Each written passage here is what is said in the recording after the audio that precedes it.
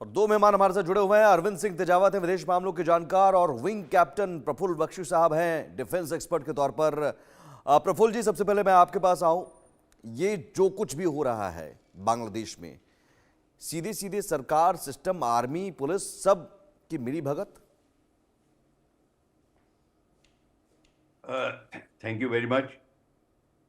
देखिए, ये मिली भगत जो है अमेरिका की इनिशिएटेड है और ऑपोजिशन की और आर्मी द्वारा सपोर्टेड है, क्योंकि इस समय आर्मी अपना आधिपत्य जमाने के लिए वापस कोशिश कर रही है। वैसे कंट्रोल में आर्मी सदा रही है, पर घोड़े पे नहीं बैठी, हर वक्त लगाम हाथ में रखी हुई थी।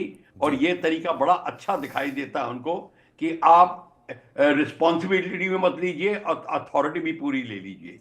तो ये आर्मी का तरीका है। और इन्होंने, शेख हसीना शायद लकी थी कि आर्मी कमांडर उनका दूर का रिलेशन था, उसको जाने का मौका दे दिया आधा घंटा और निकल गई।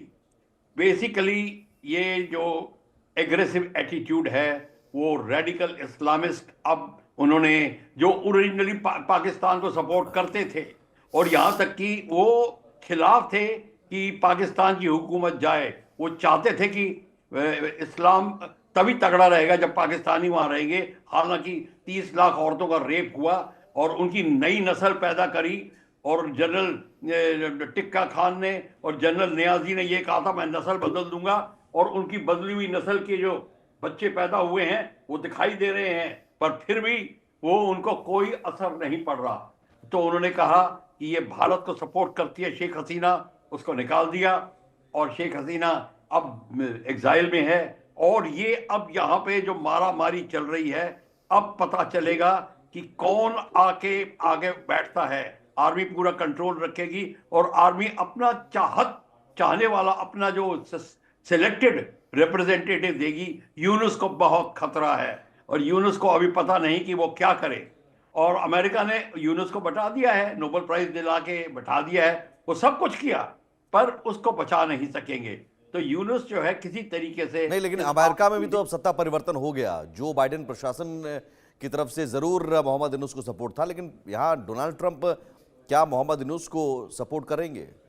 मोहम्मद यूनुस को सपोर्ट उतना ही करेंगे जितना कि वो सोचते हैं कि अमेरिका हजम कर सकता है। अमेरिका को ये पता चल गया है कि अब वो प्रेजेंट रजीम हजम नहीं कर सकते, वो ज्यादा, इससे ज्यादा नहीं कर सकते। जितना करना था अमेरिका ने कर लिया, बाजी बाइडेन के हाथ में थी, उसने कर ली। अगर ट्रंप सीधा भी करना चाहेंगे अब ज्यादा नहीं कर पाएंगे, क्योंकि रेडिकल इस्लाम इस समय फैल गया है। चाइना और पाकिस्तान का गठबंधन इस तरीके से जकड़ेगा बांग्लादेश को, अमेरिका नहीं निकाल सकेगा। अमेरिका को ये अब प्रॉब्लम आ गई है, क्योंकि अमेरिका को जो सेंट मार्टिन आइलैंड चाहिए था उसने दिया नहीं और अमेरिका ने अपना बदला निकाल लिया उसको। हालांकि आपको हैरानगी होगी कि 1947 के बाद में पाकिस्तान ने ये आइलैंड जो है ये लीज पे दिया हुआ था, अमेरिका को ही दिया हुआ था।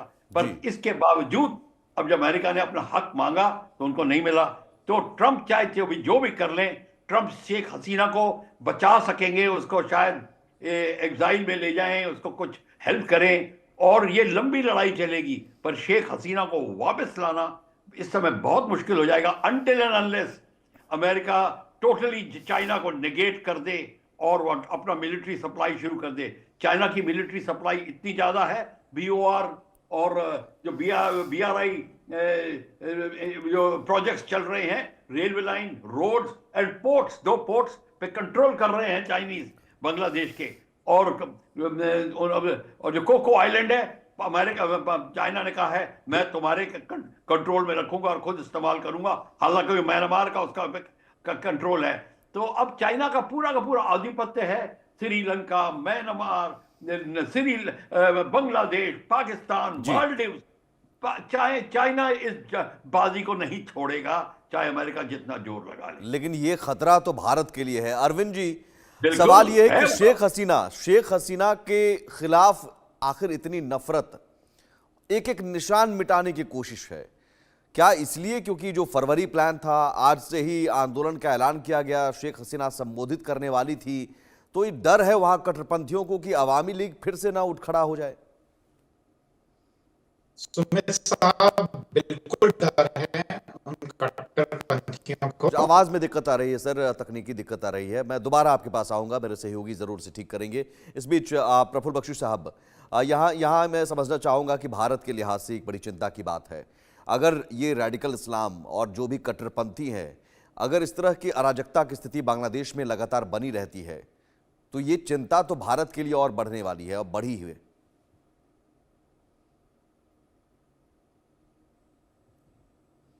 अनम्यूट कर लीजिए सर, अनम्यूट कर लीजिए। जी जी जी, आवाज आ रही है सर। आवाज आ रही है? हाँ बोलिए। आ रही है आवाज मेरी? जी जी आ रही है। तो जी, भारत के लिए बहुत चिंता का विषय है।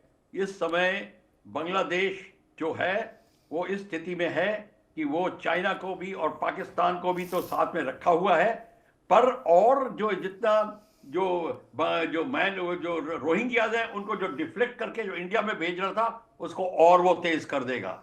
और जो अराकान आर्मी के साथ जो खिलाफत करनी है उसने सेंट मार्टिन आइलैंड को लेकर और जगह को लेकर वो चाइना उनकी पूरी मदद करेगा।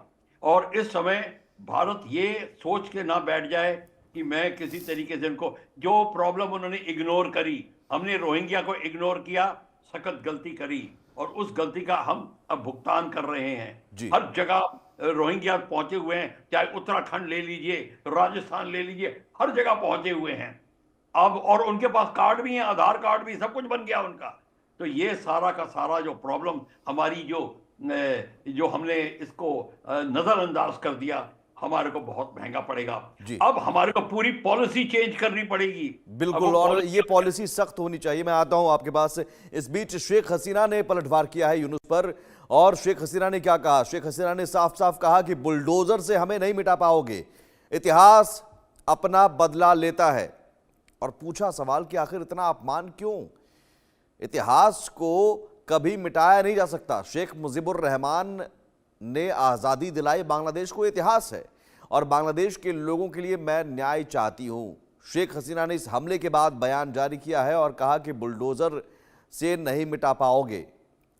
ये शेख हसीना का पलटवार, यानी अभी शेख हसीना ने साफ तौर पर संदेश दे दिया कि वो चुप बैठने वाली नहीं है, उनके समर्थक चुप नहीं बैठेंगे, अभी और ये लड़ाई जारी रहेगी।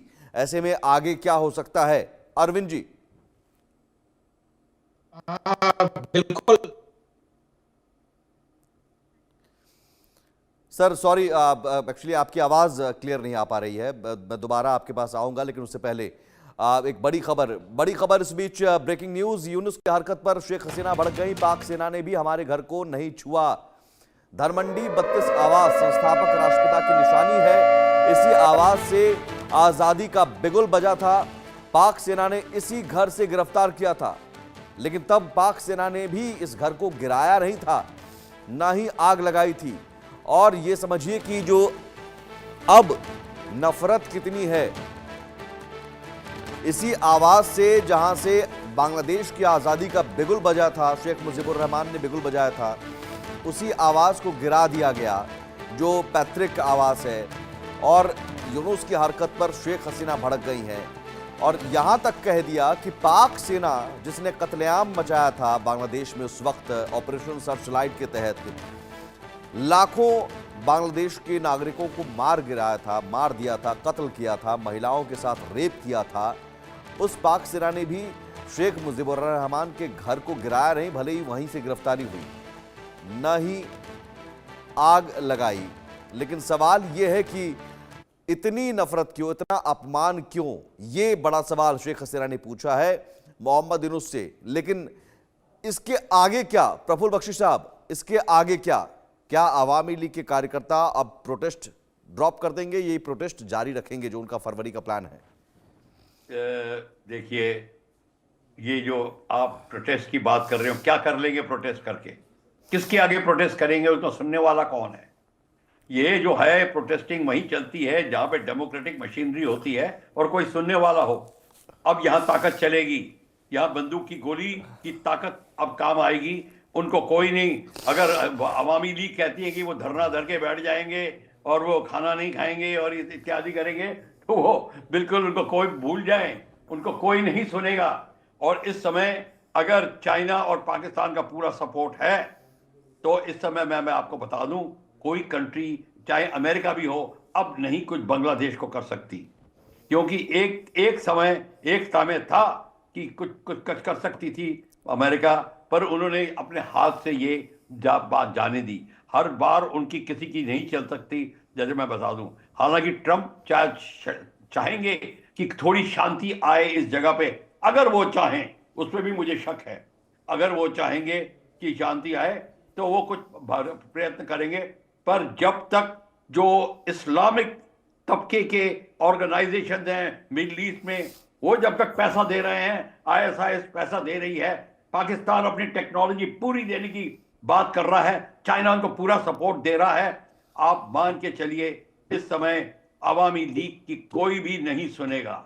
चाहे शेख हसीना कुछ भी कह दें कि हमारे सिंबल ऑफ डेमोक्रेसी को पाकिस्तान ने भी नहीं तोड़ा, पर ये लोग तोड़ रहे हैं। हाँ ठीक है, तब ये बड़ा अच्छा लगेगा, it will make good news, पर उससे ज्यादा कुछ नहीं होगा। ये बात है। इसमें भारत की भूमिका आती है। भारत क्या करेगा? भारत सिर्फ अगर हम सोचते कि हम सिर्फ देखते रहेंगे, नहीं, तो सवाल ये है कि जो सॉफ्ट डिप्लोमेसी हमने अपनाई, हम तो चावल भेज रहे हैं सर यहाँ से, हम तो चावल, अब हमारे यहाँ का चावल खा के और हमें ही गाली दे रहे हैं।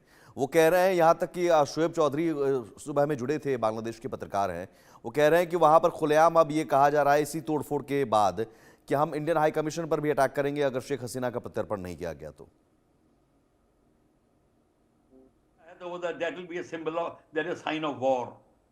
फिर उसके बाद में अगर आप सोचते हैं कि भारत चुप बैठेगा तो ये थोड़ा गलत होगा। अगर इंडियन हाई कमीशन पे अटैक किया इन्होंने, इसका मतलब है भारत की भूमि पे अटैक हो रहा है। That is the symbol of national, that is a national symbol. वहां भारत का झंडा लहराता है, तो उस पर अटैक होना का मतलब है अगर हमने एक्शन नहीं लिया तो हमारी लीडरशिप की कमजोरी मानी जाएगी। तो ये आप मान के चलिए कि उन्होंने अगर हमारे दूतावास पे या हमारे इंडियन ऑफिस के ऊपर अटैक किया तो वो बहुत ही उनको महंगा पड़ेगा।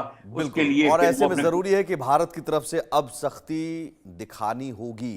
यहाँ बिल्कुल बांग्लादेश में अब मोहम्मद यूनुस के साथ डिप्लोमेसी से बात नहीं बन रही है, वो बात नहीं सुन रहे हैं, तो जरूरी है कि अब सख्ती अपनाई जाए, क्योंकि ये भारत के लिए धीरे धीरे खतरा बढ़ता जा रहा है। बहुत शुक्रिया आपका और प्रफुल्ल बख्शी साहब, और बहुत शुक्रिया अरविंद जी। एक छोटा सा ब्रेक के उस पार भी खबरें जारी हैं।